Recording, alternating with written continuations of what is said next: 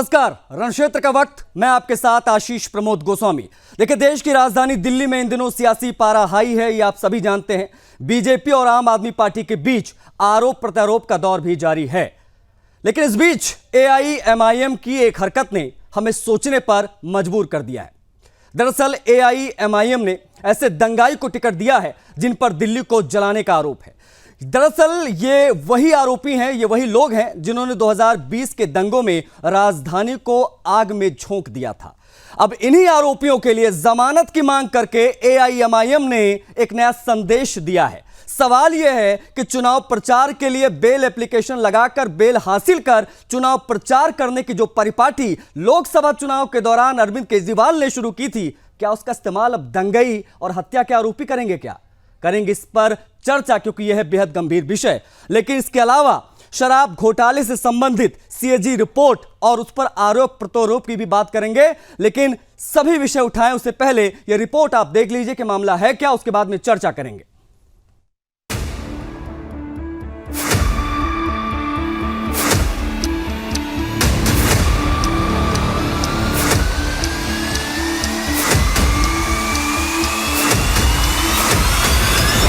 देश की राजधानी दिल्ली में सियासी पारा चढ़ा हुआ है।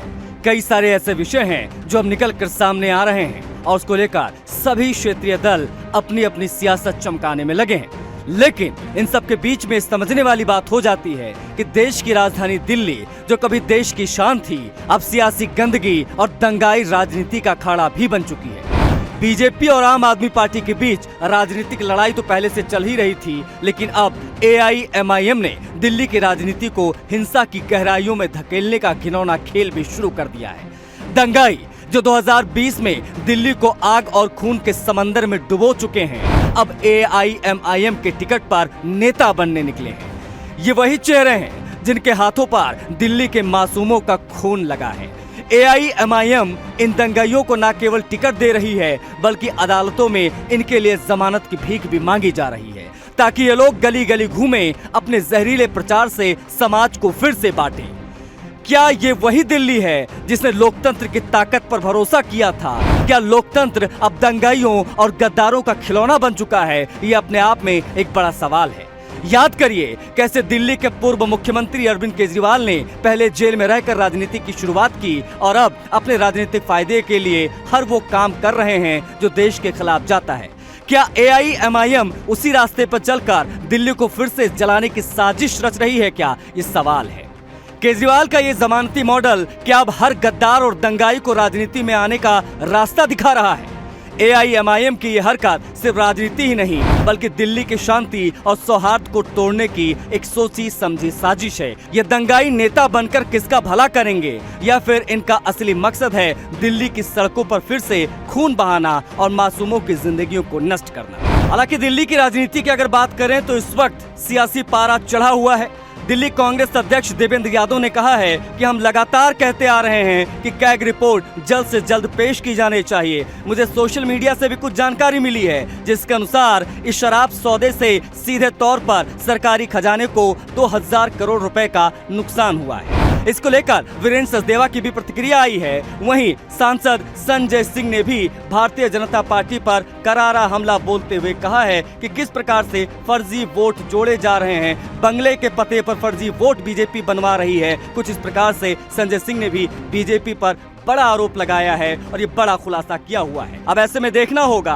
कि एआईएमआईएम की हरकत सिर्फ राजनीति नहीं, बल्कि दिल्ली की शांति और सौहार्द को तोड़ने की एक सोची समझी साजिश है, जो किस प्रकार से वो धरातल पर उतारने में कामयाब होता है या फिर नहीं। देखने वाली बात यह भी होगी जो आरोप प्रत्यारोप एक दूसरे पर तमाम दल लगा रहे हैं, उसको जनता कितनी गंभीरता से लेती है और दिल्ली का ऊंट 8 तारीख को किस करवट पर बैठेगा। Bureau report, Sudarshan news.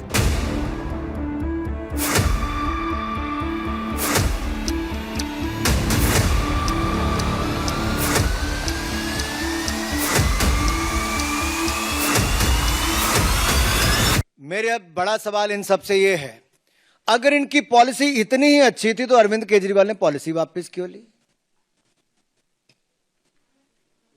अगर पॉलिसी इतनी अच्छी थी तो भाई वापस क्यों ली? और अगर आपको डर नहीं तो सीएनजी की रिपोर्ट पे आपने टेबल क्यों नहीं किया और अब जवाब क्यों नहीं देते हो? और मेरा दूसरा सवाल यह है कि जब आप राजनीति में नहीं थे तब तो आप 2G घोटाले और बाकी सब पे गला फाड़ फाड़ के कहते थे कि सोनिया गांधी को जेल के अंदर करो, सीबीआई उनका रिमांड ले और सच्चाई बाहर आएगी। आज वो अरविंद केजरीवाल कहां चले गए जो आज से 11 साल पहले बड़ी बड़ी डींके हाथ?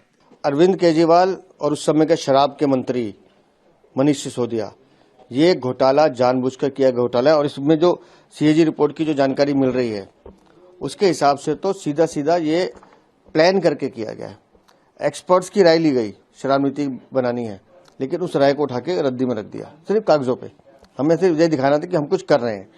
जो पॉलिसी बनाई गई उसमें फेरबदल किया गया और बार बार जो सरकारी नियम है उनकी अवहेलना करते हुए आपने कैबिनेट से अप्रूवल नहीं ली, आपने एलजी साहब से अप्रूवल नहीं ली और लगातार जितनी भी वो थी, मतलब जिसे कहते हैं ना ट्रांसपेरेंसी होनी चाहिए, वो सब किनारे कर दी। चुनाव का दलाल आप दिल्ली के खुशियों को हटा करके और दलाल की भूमिका निभाने वाले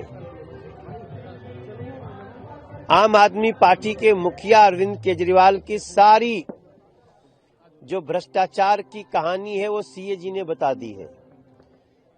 2000 करोड़ से ज्यादा का सीधा एक्साइज पॉलिसी में लूट दिल्ली का, ये वही सीएजी रिपोर्ट है जिसको अरविंद केजरीवाल कभी 2013 में हाथों में लहरा करके शीला दीक्षित जी के खिलाफ लड़ते थे, कांग्रेस को गाली देते थे, और आज वही सीएजी रिपोर्ट अरविंद केजरीवाल को एक बड़ा भ्रष्टाचारी, एक बहुत बड़ा दलाल घोषित कर दिया है। देखिए, हम तो पहले से कह रहे थे, हम लोग तो मान रहे थे कि 800 से 1200 करोड़ का इसमें घोटाला होगा और अब खुद सीएजी ने कह दिया है कि 2000 करोड़ का घोटाला है। तो जो अरविंद केजरीवाल बार बार कह रहे थे कि मुझे गलत जेल भेजा जा रहा है, भारत सरकार मुझ पर गलत काम कर रही है, अब तो बात स्पष्ट हो गई कि साहब उन्होंने गलत काम किया, चोरी की।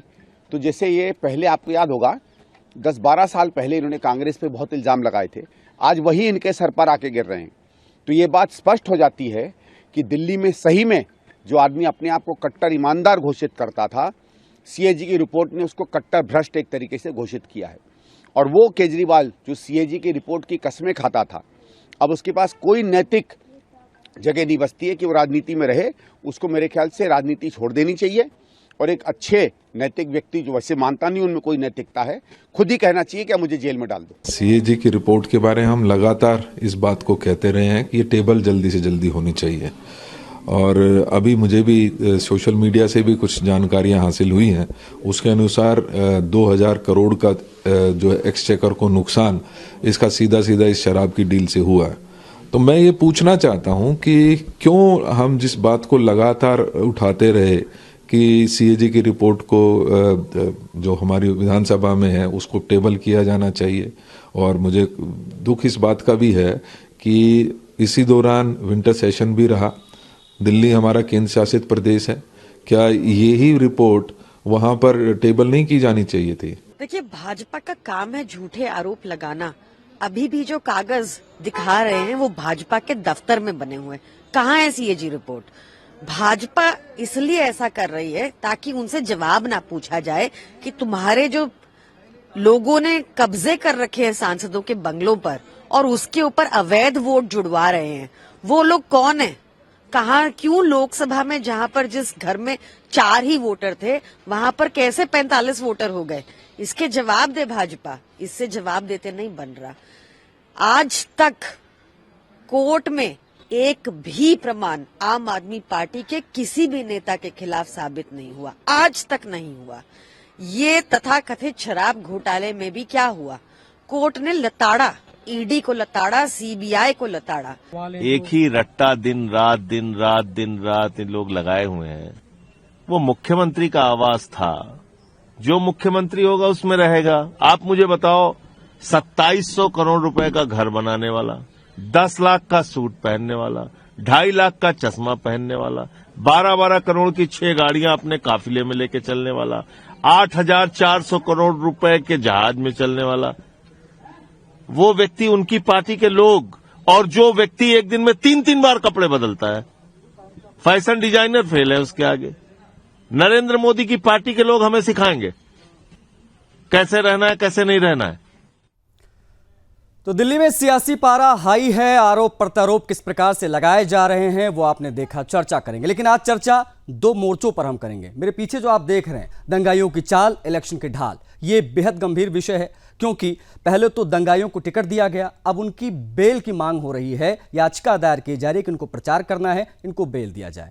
ये कितना गंभीर विषय, इस पर बात करेंगे। साथ ही साथ में जो आरोप लगाया जा रहा है, विशेष तौर पर शराब घोटाले का जिन एक बार फिर से दिल्ली में बाहर निकल कर आया है, सीएजी रिपोर्ट का हवाला दिया जा रहा है, इस पर भी बात करेंगे। मेहमानों से आपका परिचय सबसे पहले करा देते हैं, उसके बाद में चर्चा को आगे बढ़ाएंगे। बीजेपी प्रवक्ता हरगोविंद अरोड़ा जी स्क्रीन पर दिखाई दे रहे हैं। अरोड़ा जी, बहुत स्वागत है आपका सूर्यदर्शन पर। कांग्रेस पार्टी के प्रवक्ता हैं धर्मेश शर्मा। धर्मेश जी, आपका भी स्वागत है। और आम आदमी पार्टी का पक्ष रखेंगे देवमोहन जी, आपका भी बहुत स्वागत है।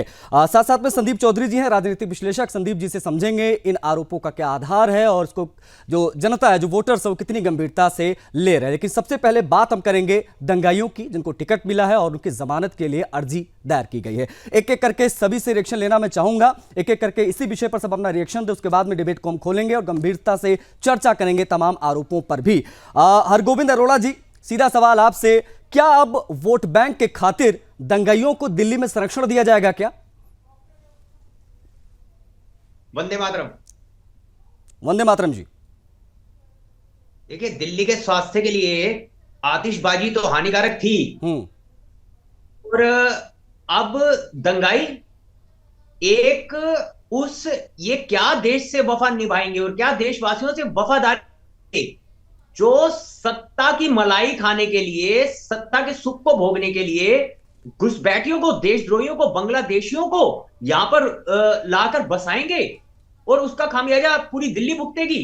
गला फाड़ फाड़ कर ये लोग अपनी प्रेस कॉन्फ्रेंस में दिल्ली के लॉ एंड ऑर्डर की बात करते हैं, घुसपैठियों को तो बसाएंगे, इनके विधायक अपने लेटर हेड पे ठप्पा मारकर दें कि इनकी गारंटी हम ले रहे हैं, ये भारत के नागरिक हैं। अरे, और उसको भुगतेगी पूरी दिल्ली की जनता। शर्म से डूब के मर जाना चाहिए इन्हें।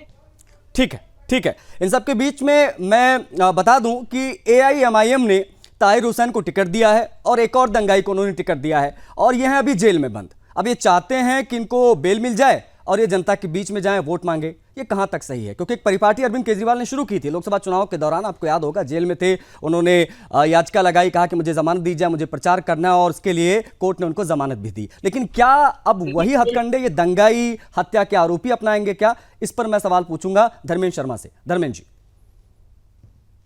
आपका बहुत बहुत धन्यवाद मुझे बुलाने के लिए। जी धर्मेंद्र। देखिए सर, आप एक बात समझिए, मैं ज्यादा नहीं, आपके 2 मिनट लेना चाहूंगा। आप एक बात समझिए, आम आदमी पार्टी का इस बार का जो कैंपेन चालू हुआ है वो झूठ के बल पे ही चालू हुआ है कि केजरीवाल जी मुख्यमंत्री बनेंगे।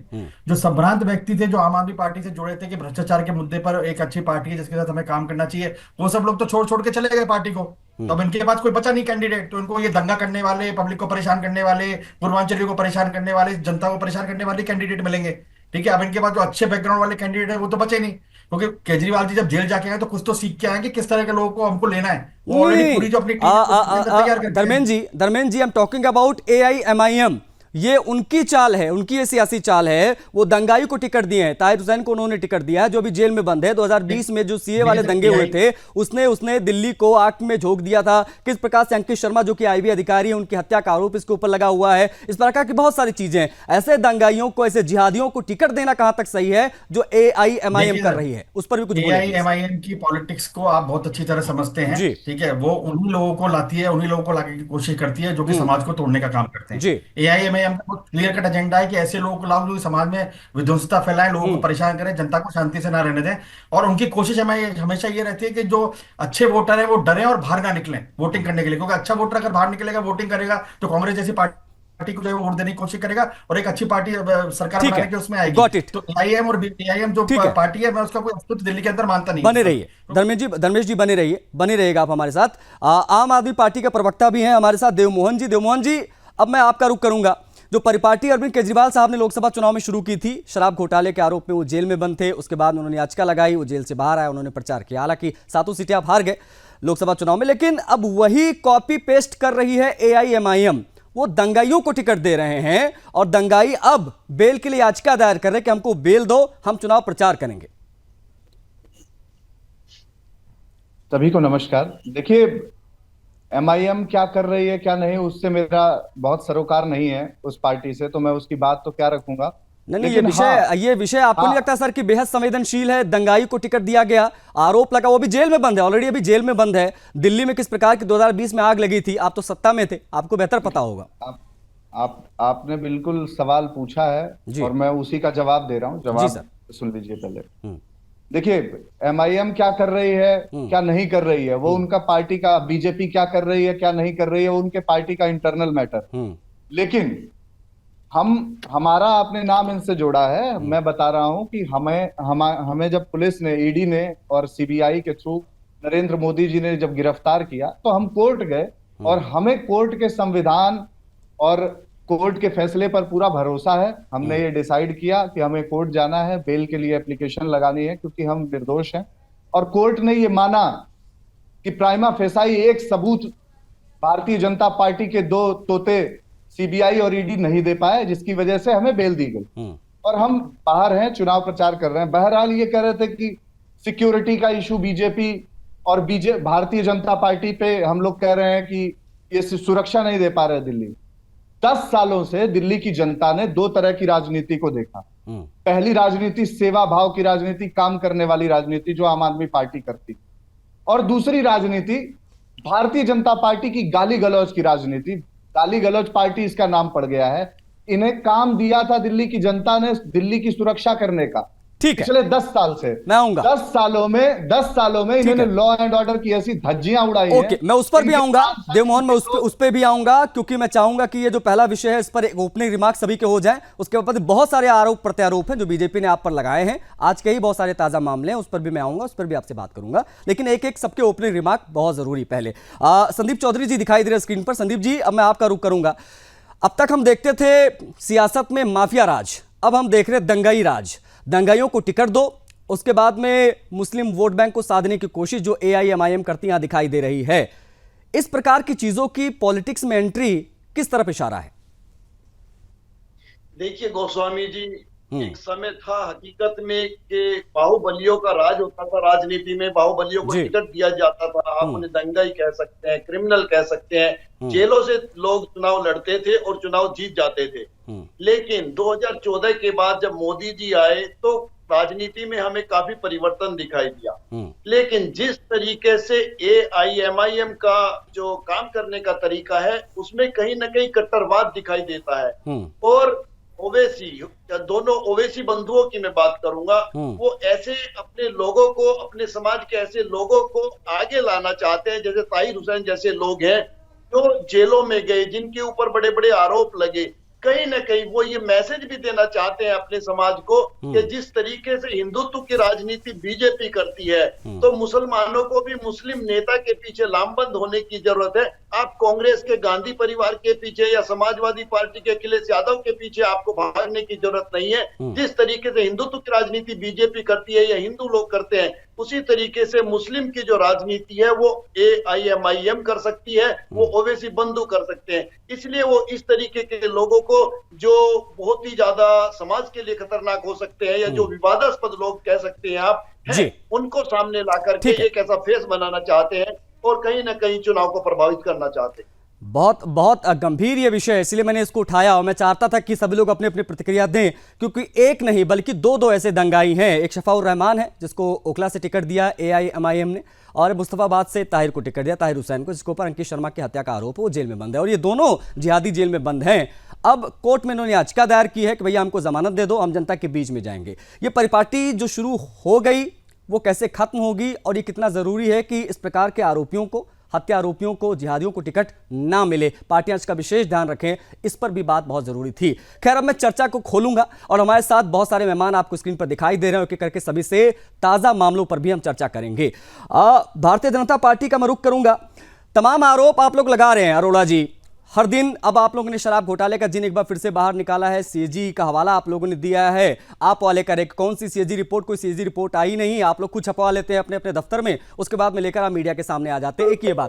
दूसरी बात, संजय सिंह साहब प्रेस कॉन्फ्रेंस करते हैं, वो ये आरोप लगाते हैं कि आपके तमाम सांसद, यानी भारतीय जनता पार्टी के तमाम सांसद और कई मंत्री अपने अपने बंगलों पर फर्जी वोट अटैच करा रहे हैं, बिहार से, यूपी से लोगों को ला रहे हैं और अपने अपने बंगलों पर 20 वोट, 24 वोट, 25 वोट के आवेदन दे रहे हैं। दोनों पर प्रतिक्रिया चाहूंगा आपका। सबसे पहले हरगोविंद अरोड़ा।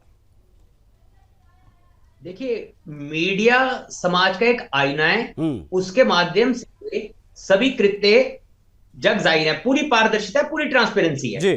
भारतीय जनता पार्टी का आरोप गलत लगा रही है। 2014 से पहले तक जो कांग्रेस चोर थी वो इनकी साथी बन गई, तो क्यों ना ये मोसेरे भाई कहे जाएं। जो कांग्रेस का तोतेबाजी ये करते थे, उन्हीं तोतों को कंधे पर बिठाकर ये गठबंधन करके साथ घूमते रहे, क्या वो गलत है? अरविंद केजरीवाल जी से बड़ी विनम्रता से मैं पूछना चाहूंगा कि वो भी हमारी तरह एक साधारण परिवार से तो आते हैं, क्या मुख्यमंत्री बनने के पहले जिस घर में वो रहते थे वहां इतनी आलीशान सुख सुविधाएं थी या नहीं? वो इसका जवाब नहीं देंगे। अरगोविंद जी, यही तो मारामारी है, यही तो आरोप लग रहे हैं। वो ये कह रहे हैं कि पूर्वांचली, शीश महल, ये सारे विषय जब आपके फ्लॉप हो गए तो एक बार फिर से आप शराब घोटाले का जिन बाहर निकाल रहे हैं। आप ये कह रहे हैं कि शराब घोटाला हुआ, एक आंकड़ा, एक फिगर लाकर रख रहे हैं यहाँ पर अनुराग ठाकुर साहब। वो कह रहे हैं कि 2026 करोड़ रुपए का राजस्व को नुकसान हुआ, इतना बड़ा घोटाला हुआ। ये आंकड़ा कहां से निकाल लाते हैं आप लोग? सीएजी की तो ऐसी कोई रिपोर्ट नहीं, ऐसा आप कह रही है।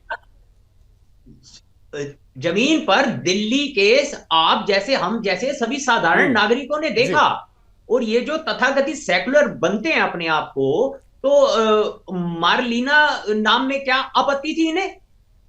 बहुसंख्यक वोट लेने के लिए इनको सिंह बनना पड़ा। देखिए, जवाब तो देना पड़ेगा ना। सार्वजनिक जीवन में जनता के प्रति जवाबदेही संवैधानिक पद पर प्रत्येक व्यक्ति की होती है। ठीक है, उससे इनको मुंह छुपाने की क्या आवश्यकता है? मैं आ रहा हूं। हरगोविंद जी बने रहेगा आप। रिएक्शन में धर्मेश शर्मा जी का लूंगा। धर्मेश शर्मा जी, आप किस प्रकार से देखते हैं, क्योंकि आपके भी प्रदेश अध्यक्ष ये कह रहे हैं कि सीएजी रिपोर्ट को सार्वजनिक करो, 2000 करोड़ से ज्यादा का घोटाला किया है आम आदमी पार्टी ने। ये कहां से आप लोगों को रिपोर्ट्स मिल रही है? आप लोगों के आरोपों का क्या आधार है शराब घोटाले को लेकर जो कांग्रेस पार्टी भी बीजेपी के साथ मिलकर लगा रही है? शर्मा जी। देखिए सर, आप तो जिन आधारों की बात कर रहे हैं, मुझे एक बात बताइए, अरविंद केजरीवाल जी के पास 2013 में क्या, 12 में, 13 में क्या आधार था जो उन्होंने इस तरह के आरोप लगाए थे कांग्रेस पार्टी के ऊपर? देखिए, सीएजी की रिपोर्ट चाहे टेबल नहीं हो, पर ये सूत्रों से ये खबर तो आई है। और मैं देखिए आपको एक बात बहुत सिंपल बता दूं, हमें एक बात समझनी पड़ेगी कि सुप्रीम कोर्ट ने जब इनको बेल दी है, सुप्रीम कोर्ट ने कहीं भी ये नहीं कहा है कि ईडी के पास और सीबीआई के पास सबूत नहीं है। सुप्रीम कोर्ट ने सिर्फ ये कहा है कि ट्रायल में देरी हो सकती है, ट्रायल में समय लगेगा, इसलिए इनको बेल दी जा रही है और इनको मुख्यमंत्री के पद पर नहीं रहना चाहिए। उस टाइम तो उन्होंने बड़ी भाषणबाजी और नारेबाजी करके अपने सीएम के पद से इस्तीफा दे दिया और जमीन पे आ गए और बोले कि हम जब तक मुख्यमंत्री नहीं बनेंगे, जब तक जनता हमें चुनेगी नहीं। जब जनता चुन भी लेगी तो आप मुख्यमंत्री नहीं बन पाओगे। तो आपकी जो कैंपेन है वो झूठ से चालू हो रही है। और जो सीएजी रिपोर्ट की आप बात करो, जब कांग्रेस के टाइम पे जब आपको लग रहा था कि 2G घोटाला हुआ, 1 लाख करोड़ का फिगर आया जो बाद में जीरो निकला सीएजी रिपोर्ट में, जब तो आप हर तरह की रिपोर्ट मानने को तैयार थे। जब कांग्रेस भी तो यही कह रही थी। आप देखिए दिल्ली के ट्रेंड को समझिए, बहुत इंपॉर्टेंट है। 98 के बाद से हो चुका है, 98 के बाद से बीजेपी का सुपड़ा साफ हो चुका है। शीला दीक्षित जी के काम को देखते हुए 2015 में डबल शून्य, 2020 में डबल शून्य, ये तो स्थिति है कांग्रेस पार्टी की। आप बीजेपी की बात कहां कर रहे हैं? उनके पास तो कुछ खोने के लिए है ही नहीं दिल्ली में। सर आप बिल्कुल सही कह रहे हैं, 2 मिनट मेरी बात सुनिए। 2020 तक उन्होंने ये नैरेटिव सेट किया था। 2020 में केजरीवाल जी क्या बोले, क्या था, मैं 5 साल बीजेपी ने काम नहीं करने दिया, अब हमें मौका दीजिए। आपको मौका दिया, आपने शराब घोटाला कर दिया। सर फिगर इंपॉर्टेंट नहीं है, 2000 करोड़ भी हो सकता है, 4000 करोड़ भी हो सकता है, लेकिन कोर्ट ने ये बात मानी है कि उनके ऊपर जो चार्जशीट लगी है वो बिल्कुल सही है। सबूतों की बात बाद में, पर बेल इसलिए दी जाए कि इनका ट्रायल के अंदर समय लगेगा, ट्रायल चालू होने में। उन्होंने कहीं नहीं कहा कि ये पूरी तरह पाक साफ हो चुके हैं, कहीं पे कोर्ट ये बात नहीं कह रहा है सर। तो आइए, तो फॉल्स नैरेटिव क्रिएट कर रहे हैं। ठीक है, मैं जवाब ले लेता हूं। मैं जवाब ले लेता हूं। देखिए, प्रत्यक्ष को प्रमाण क्या, बहुत सारी बातें हैं जो अभी धीरे धीरे करके सामने आएंगी और जो सच होगा वो सामने आएगा। लेकिन हमारे साथ देव मोहन जी भी हैं, आम आदमी पार्टी के प्रवक्ता, अभी उन्होंने जवाब भी दिया था। एक बार फिर से उनकी तरफ मैं बढ़ूंगा। देखिए मोहन जी, सीधे सीधे बड़े आरोप लग रहे हैं आप लोगों के ऊपर। आज अनुराग ठाकुर सामने आए, वो कह रहे हैं कि ये लोग झाड़ू से दारू पे आ गए, उसके बाद में स्वराज से शराब पर आ गए। जवाब चाहूंगा आपका, देव मोहन। देखिए, घटिया राजनीति के निम्न स्तर पे भारतीय जनता पार्टी उतरी हुई, चाहे वो वोट कटवाने से लेके हो, वोट एडिशन से लेके हो, ये सारी चीजें, ये घटिया उसी मानसिकता का हिस्सा है। अभी ये कह रहे थे हमारी मुख्यमंत्री जी के बारे में, अरे कोई अपना नाम कुछ भी रखे, आप कौन होते हैं उसमें बीच में इंटरफेयर करने वाले? किसी का नाम कुछ भी है, उससे क्या देश दिल्ली की राजनीति में फर्क पड़ने वाला है? यदि मैं कुछ नाम अपना रखता हूं, मेरा नाम है, उसमें आप क्यों इंटरफेयर करेंगे? आप लोग महिला विरोधी सोच के नेता भारतीय जनता पार्टी जैसे, सुन लीजिए, महिला विरोधी सोच है आप लोगों की। आप उठते हैं, किसी को भी कुछ भी बोलने लगते हैं। पूर्वांचलियों के लिए आप शब्द बोलने का मामला हो या महिलाओं के लिए आप शब्द बोलने का मामला हो, इस तरीके से आप नहीं बोल सकते, चाहे टीवी पे बैठे हो, चाहे सदन में हो, चाहे नहीं, एक मिनट मोहन जी, ये तिलमिलाहट इसलिए कि शराब घोटाले की जब बात होती है तो आप लोग बैकफुट पर चले जाते हैं, इसलिए तिलमिलाहट दिखाई दे रही है, क्योंकि अनुराग ठाकुर ने यह भी कहा देवमोहन जी कि अगर आपकी नीतियां सही थी तो आपने शराब नीति को वापस क्यों लिया। इस पर मैं आपका जवाब लूंगा, संदीप चौधरी जी का भी रिएक्शन लूंगा, लेकिन फरहत अली खान दिख गए स्क्रीन पर। फरहत अली खान, आपका भी स्वागत सुदर्शन पर। देखिए, आज हम दो मोर्चों पर चर्चा कर रहे हैं। फरहत अली खान, क्योंकि आप लेट जुड़े इसलिए मैं बता दूं, एक तो AIMIM ने दंगाइयों को, जिहादियों को टिकट दिया है दिल्ली में और उनकी जमानत के लिए याचिका दायर की गई है। इस पर पहला आपका मैं रिएक्शन लूंगा, उसके बाद आरोप प्रत्यारोप पर मैं आऊंगा। प्रतिक्रिया आपकी, फरहत अली खान। दीजिए फरहत अली खान साहब, आपकी आवाज अनम्यूट कर लीजिए प्लीज, अनम्यूट कर लीजिए, अभी आप म्यूट हैं।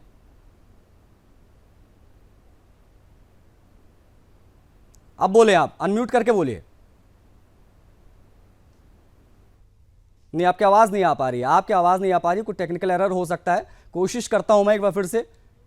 अभी भी आप म्यूट हैं, आई थिंक। हाँ प्लीज, हाँ 10 सेकंड जल्दी से। देखिए सर, जी मैं बोलता हूँ। सबसे पहले सभी लोगों को आदाब जी। सर, जो दिल्ली में या पूरे हिंदुस्तान में हम चलन देख रहे हैं, वो आजकल अच्छे मुसलमानों को की तरफ राजनीतिक जो दल है वो रुख कर ही नहीं रहे। हम जैसे लोग जो हैं वो आंखें बसारे बैठे होते हैं कि हम लोग जो समाज की सेवा कर रहे हैं वो कब हम लोगों को भी इस समाज में जगह मिलेगी। लेकिन जो दंगाई होते हैं, जो लोग दागीले हो जाते हैं, उनको लोग देते हैं। अभी जैसे मैं आपकी सुन रहा था, मुझे पूरी आवाज आ रही थी जी। ऐसे लोगों को ना तो टिकट दें और ना ही उनको, मैं मुसलमानों से अपील करूंगा और सभी से अपील करूंगा, ना ऐसे लोगों को वोट दें।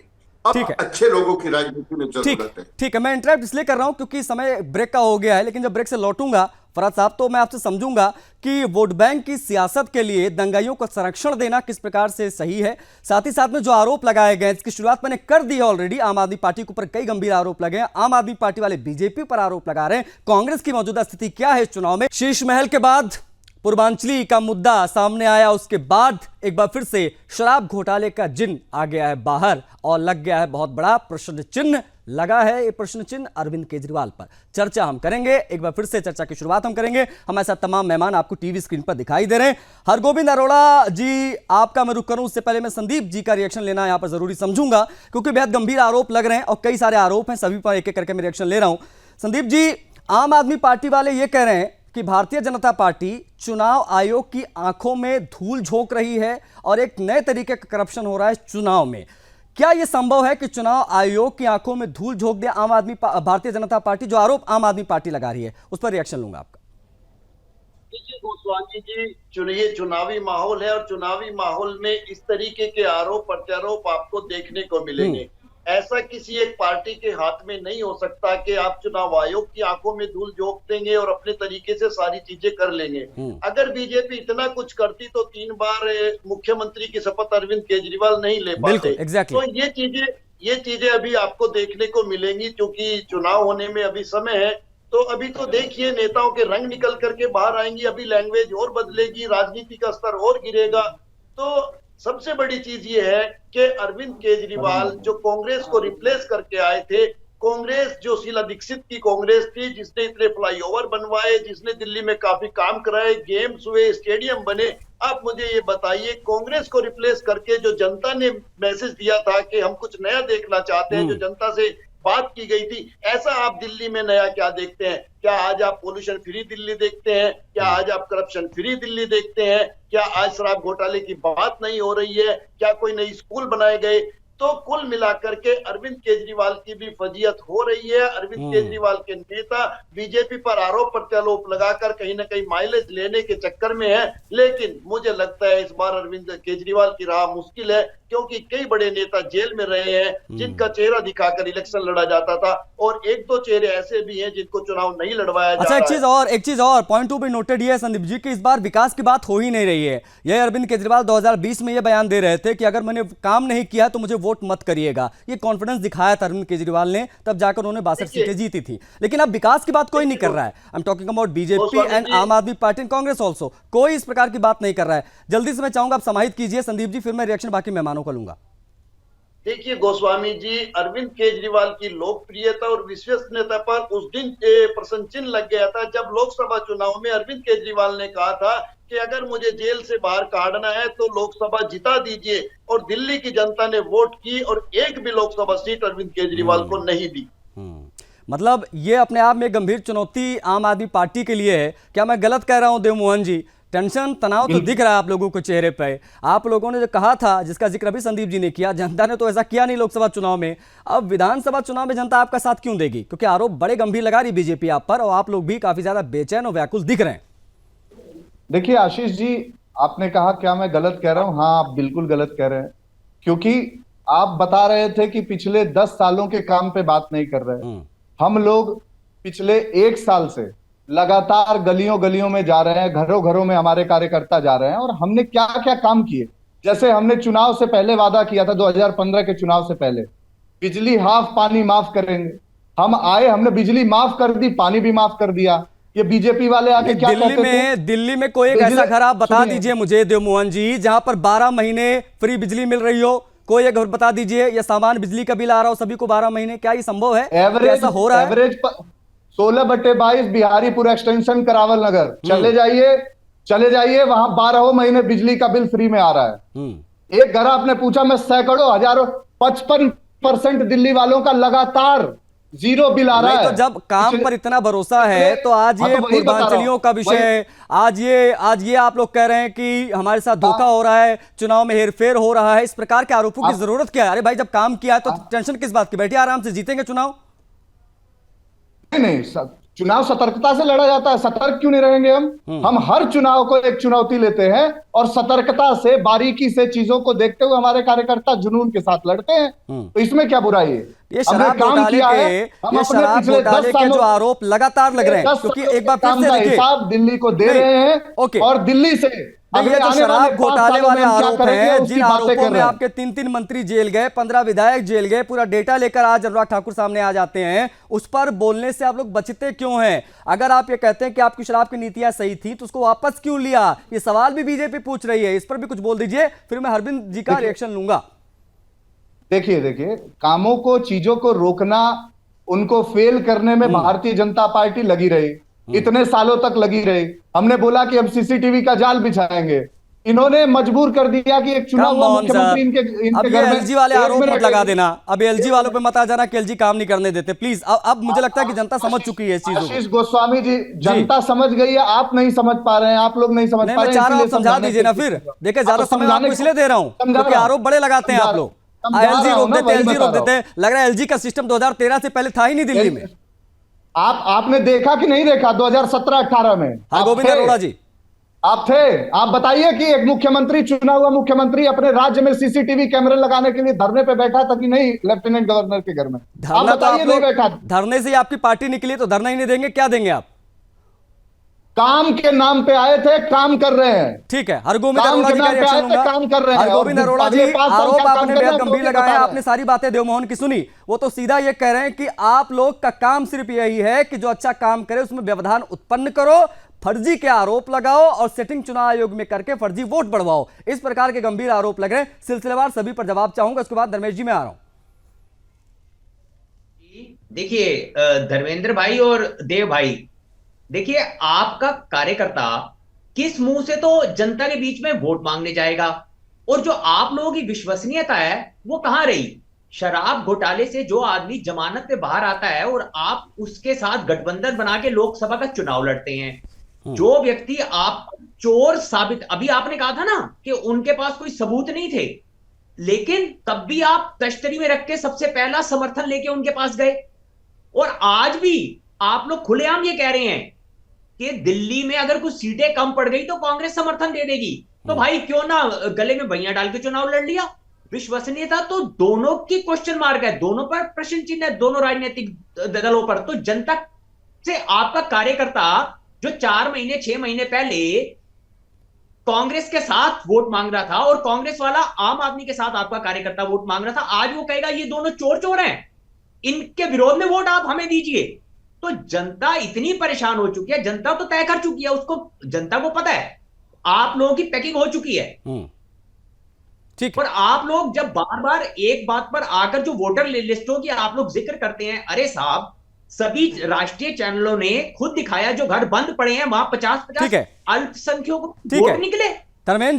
धर्मेंद्र जी, अब आपकी प्रतिक्रिया बड़ी अहम हो जाती है। बीजेपी वाले कह रहे हैं कि आम आदमी पार्टी और कांग्रेस पार्टी इस स्थिति में है, अंडरस्टैंडिंग इतनी बेहतर है कि कल को 2-4 सीटें कम ज्यादा होंगी तो एक बार फिर से गले लगा लेंगे आप लोग।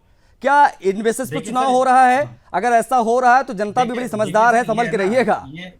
ये अरोड़ा जी का जो बयान है ये बिल्कुल मनगढ़ंत है, और ये है ना कुछ उन्होंने अपने दिमाग में ऐसा बना लिया कि हमारे बीच में ऐसा कोई गठबंधन है। और सर ये मुंह दिखाने की बातें कर रहे हैं इनके एक लीडर को, हमारी इतनी बड़ी नेता के बारे में, इतनी बड़ी नेता के बारे में इस तरह के अपशब्दों का प्रयोग किया। ये किसको मुंह दिखाएंगे जाके, आप मुझे ये बताइए। ठीक है, आप मुंह दिखाने की बातें करते हैं कि हम लोग मुंह नहीं दिखा पा रहे। सर आप एक बात ध्यान से समझिए, कांग्रेस का वोट बैंक शिफ्ट करके आम आदमी पार्टी भ्रष्टाचार की कहानी सुना के सरकार में आई थी। आपका यहाँ पे कोई स्कोप नहीं है। आप 93 के बाद दिल्ली में खत्म हो चुके हैं। दिल्ली की जनता बहुत समझदार है। आप पहले अपने लीडरों के मुंह बंद कराइए। आप बोलते हैं कि किसी का नाम बदलना चाहिए, आपका लीडर बोलता है कि उसकी जो सड़कें हैं उनके गालों जैसी बना देंगे। ये आपको शोभा नहीं देता है सर, और आप उनको अपना सीएम का कैंडिडेट डिक्लेयर करने वाले हैं।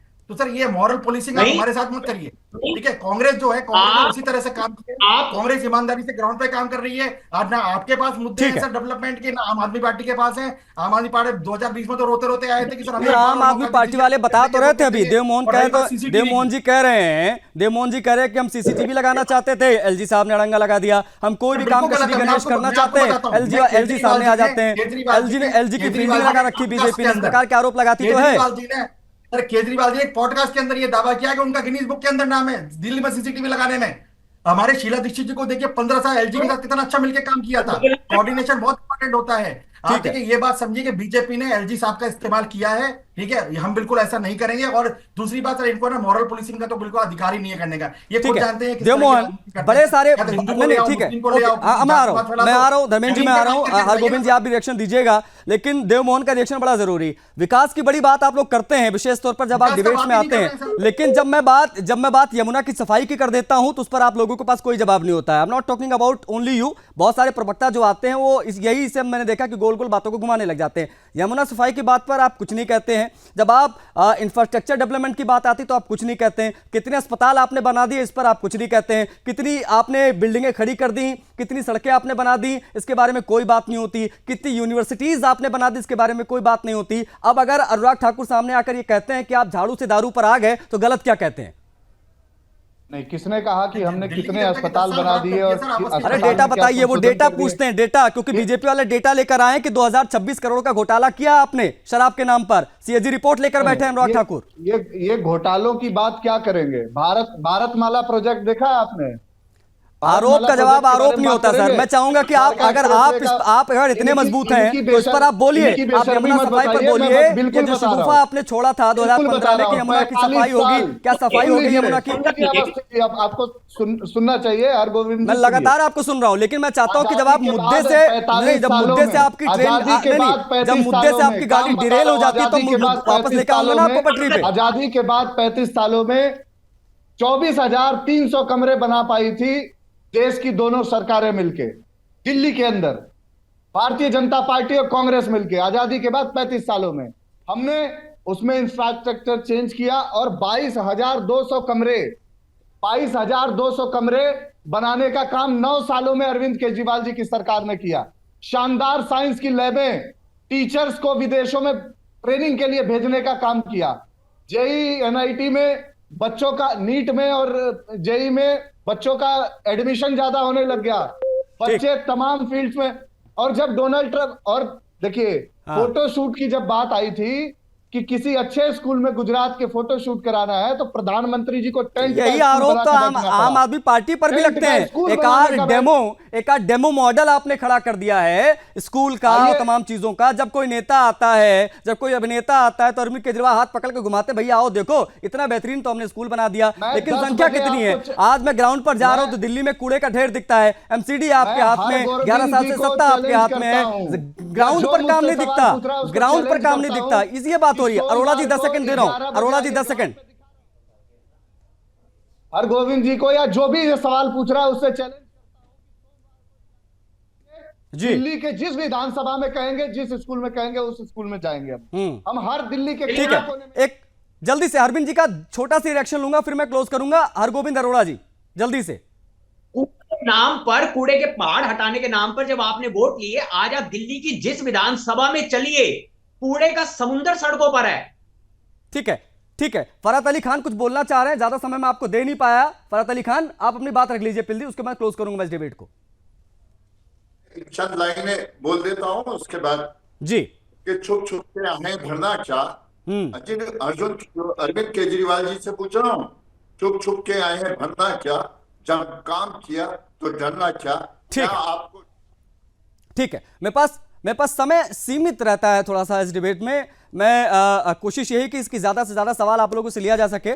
ठीक है देव मोहन जी, किसी और दिन चर्चा आपसे करेंगे क्योंकि आरोप बहुत सारे लग रहे हैं आम आदमी पार्टी के ऊपर, और ये जो बौखलाहट दिख रही है उसको क्यों ना कहा जाए कि ये आने वाले नतीजों को लेकर थोड़ी सी बेचैनी आम आदमी पार्टी महसूस कर रही है। खैर मैं चाहूंगा, देखिए आप बहुत कुछ बोलना चाहते हैं, मैं बहुत कुछ पूछना चाहता हूं, लेकिन समय गवाही नहीं दे रहा है। सभी का बहुत शुक्रिया, हरगोविंद अरोड़ा जी, धर्मेश शर्मा जी, देव मोहन जी और संदीप चौधरी जी, आप सभी वक्त निकाल कर आए। आप सभी को जय हिंद और बहुत धन्यवाद आप सभी का। दंगाइयों की चाल, इलेक्शन की ढाल, एक ये विषय, दूसरा आरोप और प्रत्यारोप का। चर्चा में इतना ही, मुझे आज्ञा दीजिए। जय हिंद।